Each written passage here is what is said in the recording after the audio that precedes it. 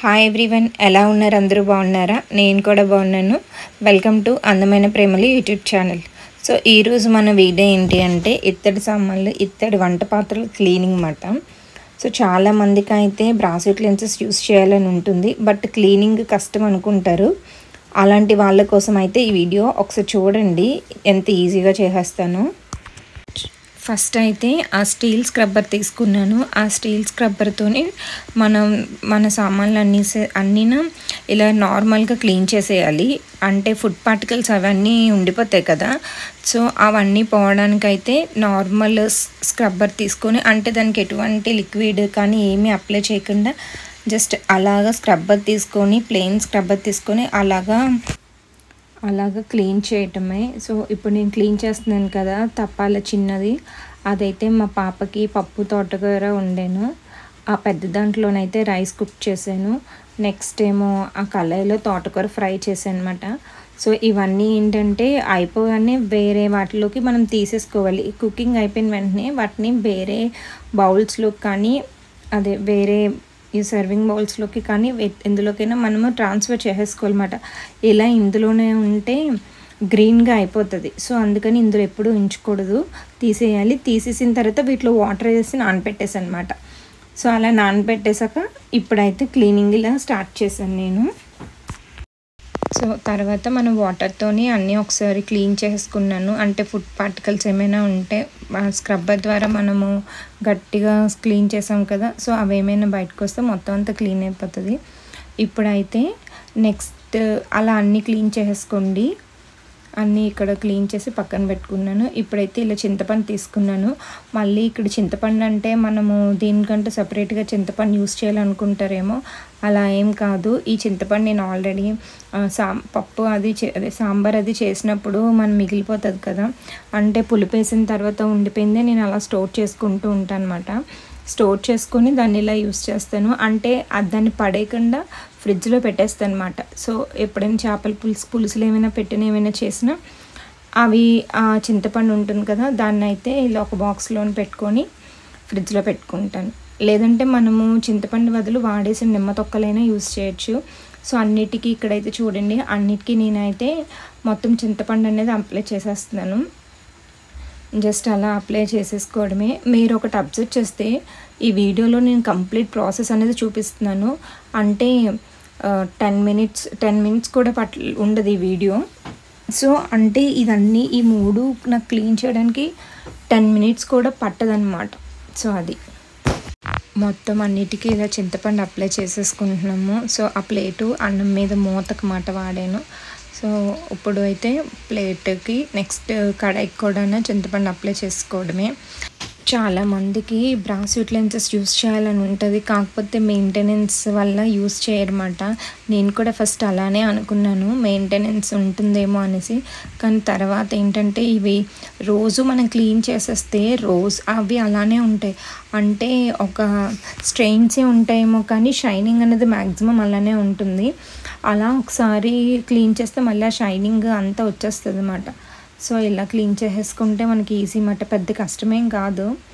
So అందుకని నేను use చేయడం స్టార్ట్ చేశాను. ఇక్కడ నేను కంప్లీట్గా ప్రతిదీ ఎంతసేపు అన్నది క్లీన్ చేశాను అన్నది కూడా మీకు చూపిస్తున్నాను. కంప్లీట్ వీడియో రికార్డ్ చేసి ఆ కంప్లీట్ వీడియో అయితే పెడుతున్నాను అనమాట. సో మళ్ళీ ఏమైనా ఏమైనా అనుకుంటారు కదా, బ్యాక్గ్రౌండ్లోనే నేనే ఫుల్గా తోమేసి మనకేమో దాన్ని క్లిప్పింగ్స్ యాడ్ చేసాను, చిన్నగా పెట్టేసాను అనుకుంటారనేసి నేనైతే కంప్లీట్గా అన్నీ ఎంతసేపు క్లీన్ చేశాను అన్నది కూడా నేను మీకు చూపిస్తున్నాను అనమాట. సో అలా ఇలా కంప్లీట్గా ఫస్ట్ అయితే అంటే ఇదేం చూస్తారు తోమింది అనుకుంటారేమో అని నేను కట్ చేద్దాం అనుకున్నాను. బట్ అసలు యాక్చువల్గా ఎంత టైం పడుతుంది అన్నది మీకు తెలియాలి కదా.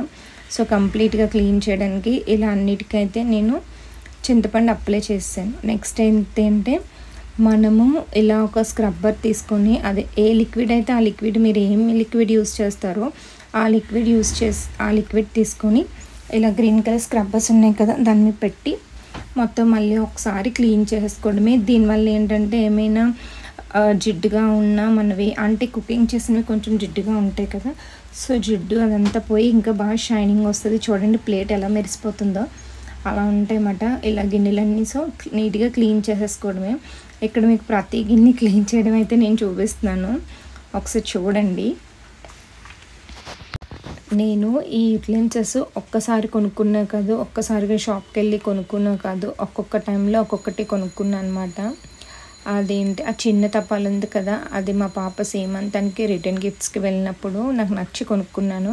అంటే అప్పుడే అనుకున్నానులే మా పిల్లలకి ఇందులోనే కుక్ చేయాలి అనేసి. నెక్స్ట్ ఈ పెద్ద తప్పాల బింది అంటే 1300 అది నేను నార్మల్గా మనీ ఇచ్చి కొనుక్కున్నాను. ఆ కడాయి ఏమో ఒక బింది ఇచ్చేస్తే ఒక 2 బిందులు ఇస్తే అది ఇచ్చారన్నమాట కడాయి. 1600 ఎంతో అప్పుడు పడింది నాకు. ఇవి కొనుక్కొని ఒక 2 years అయిపోయిందేమో. ఇదైతే మా పాప అంటే ప్రెగ్నెంట్ అప్పుడు కొనుక్కున్నాను. ఇది కూడా డెలివరీ అయ్యాకే కొనుక్కున్నాను, అంటే 1.5 year అయిందేమో. ఇంకా పెద్ద తపాల ఉంది, కాకపోతే అదేంటంటే యూస్ చేయట్లేదు అన్నమాట. అన్నము వార్చడానికి ఫస్ట్ మా గృహప్రవేశానికి కొనుక్కున్నాను, కాకపోతే అది ఎత్తంటే కొంచెం చేతులు నొప్పి వస్తున్నాయి అన్నమాట. అందుకని చెప్పి అది యూస్ చేయట్లేదు. ఈ చిన్నదైతే మాకు కరెక్ట్గా సరిపోతుంది, అందుకని ఇదైతే యూస్ చేస్తున్నాను. ఇంకా గరిటలు ప్లేట్లు ఉన్నాయి, అవన్నీ పైన ఉన్నాయన్నమాట. కాకపోతే మనం యూస్ చేయలేను ఎందుకని చెప్పి నేను ఎత్తి పెట్టేశాను, మళ్ళీ ఇంటి నిండా సామాన్లు ఎందుకనేసి. సో ప్రజెంట్ అయితే ఇవి. ఇంకో చిన్న తపాల మా అత్తయ్య వాళ్ళ ఇంట్లో ఉంటుంది, వాళ్ళు కూడా మా పాపకి వీటిలోనే వండుతారు అన్నమాట, బ్రాస్ యుటెన్సిల్స్లోనే. అది ఆ తపాల్లోనే మా పాపకి ఏం కుక్ చేయాలన్నా అందులోనే కుక్ చేస్తారు. నెక్స్ట్ అయిపోయిన తర్వాత ప్రతి ఒక్కటి ఇలాగా మనము వాటర్తో వాష్ చేసేసుకోవడమే. చూసారు కదా ఎంత టైం పట్టిందో అసలు. ఎవ్రీథింగ్ నేను ఇక్కడ రికార్డ్ చేశాను మీకు. ప్రతిదానికి సోప్ పెట్టడము, నార్మల్ స్క్రబ్బర్తోని క్లీన్ చేయడము, చింతపండు పెట్టి క్లీన్ చేయడము, అండ్ వాటర్తో వాష్ చేయడం కూడా నేను ఇక్కడ మీకు పెట్టాను. నాకు ఎంత టైం పట్టిందో చూడండి ఒకసారి.